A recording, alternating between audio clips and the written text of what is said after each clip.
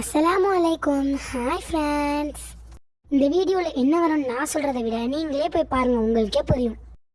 ஐயோ, இவ வேற என்ன புதுசா ஒருத்தனை கொண்டு வரா? சும்மாவே நமக்கு தண்ணி ஊத்த மாட்டா, இல்ல இவ வேற வந்திருக்கானே.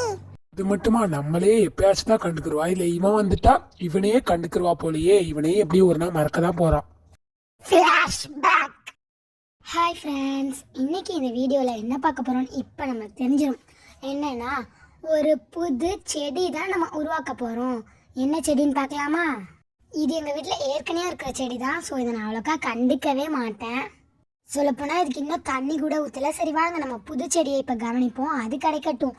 ஃபர்ஸ்ட் இந்த மாதிரி அதுக்கு வந்து ஃபெனுக்ரிக் வெந்தயம்னு சொல்லுவோம்ல, அது வந்து நான் எடுத்திருக்கேன். நெக்ஸ்ட் இந்த மாதிரி எங்கள் வீட்டில் மண் இருந்துச்சு, செடிக்கு வச்ச மண் தான். இதில் இருந்த செடி வந்து வீணாக பண்ணனால அது கீழே போட்டோம். ஸோ அந்த மண் மட்டும் இருந்துச்சா, அதை வந்து இந்த மாதிரி நான் தோண்டி விட்டுட்டேன் லைட்டாக. நெக்ஸ்ட் இந்த மாதிரி வெந்தயம் வந்து கொஞ்சம் இருந்துச்சுன்ட்டு எக்ஸ்ட்ரா அந்த சமையல் யூஸ் பண்ணிவிட்டு எக்ஸ்ட்ரா கிடந்தது தான் இது. ஸோ அதையும் வீணாகக்கூடாதுன்னு ஒரு புது பிளான்ட் உருவாக்கலான்ட்டு தான் இந்த ஐடியா எனக்கு வந்துச்சு. ஸோ இருந்த கொஞ்சத்தையும் இந்த மாதிரி நான் தனித்தனியாக வந்து போட்டு விட்டுக்கிட்டேன்.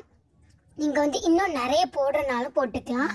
நான் வந்து அந்த ரிமைனிங் இருக்கிற அந்த ஃபெனுக்ரிக்கை மட்டும் வச்சு வந்து ஒரு நல்ல யூஸ்ஃபுல்லான ஒரு இது உருவாக்கலாம் அப்படின்னு நினச்சேன். ரிமைனிங் அதாவது வேஸ்ட்டாக நம்மக்கிட்ட எக்ஸ்ட்ரா இருக்கிறத வச்சு ஒரு புதுசாக ஒன்று உருவாக்கலாம் அப்படின்னு நினச்சி எக்ஸ்ட்ரா கொஞ்சம் கூட ஃபெனுக்ரிக் ஆட் பண்ணாமல் அதில் இருந்ததே நான் வந்து போடுறேன்.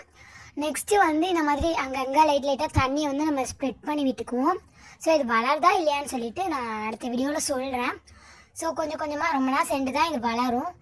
இப்போ நம்ம உருவாக்குன ஃபெனுக்ரிக் செடியை வந்து நம்ம தனியே நான் ஊற்ற மாட்டேன்னு சொன்ன பார்த்தீங்களா, அந்த செடிக்கிட்டே வச்சுட்டேன். எனக்கு வந்து இந்த மாதிரி நிறைய செடியெலாம் வளர்க்கணுன்னு ரொம்பவே ஆசை, ரொம்பவே பிடிக்கவும் செய்யும். ஸோ நான் ஏதாச்சும் விதெல்லாம் வீட்டில் இருந்துச்சுனாலே அதை போட்டு என்னால் முடிஞ்ச அளவு செடி வளர்க்க ட்ரை பண்ணுவேன். எங்கள் வீட்டில் கேட்பேன், இதெல்லாம் போட்டால் வளருமா, இந்த செடிலாம் நல்லா வளருமா அப்படின்னு கேட்டுட்டு நான் வந்து அதை வளர்க்க ஆரம்பிச்சிருவேன். ஸோ பக்கத்தில் இருந்த செடிக்கும் அப்படியே தண்ணி ஊற்றிட்டு போயிடலான்னு சொல்லிட்டு தண்ணியே ஊற்றிட்டேன். வீடியோக்காக தான் தண்ணியே ஊத்துறா. நம் ராஜதந்திரங்கள் அனைத்தும் வீணாகிவிட்டதே. Bye friends.